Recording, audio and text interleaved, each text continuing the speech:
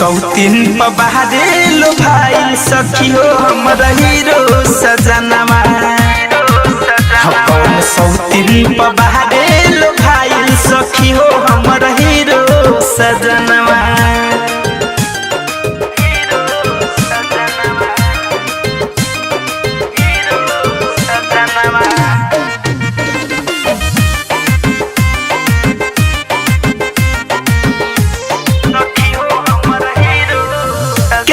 सिंगार के हम झमकाई तब पलट के न देखे ए सखी हाँ कौन बहाना के घर से निकले सौतीन यहाँ के लेके हम बते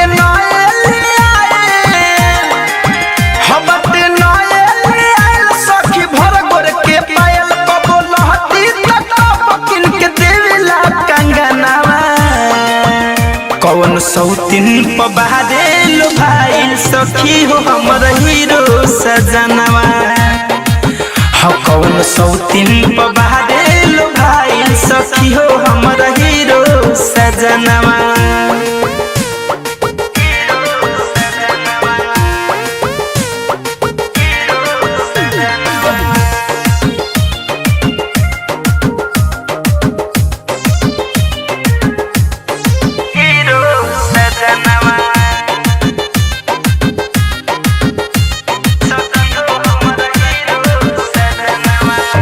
बटे हमर फायदा उहे उठावे देख के करे जावा फाटे कहल पे धड़कन धनंजय पियावा सिनेमा से नहीं साटे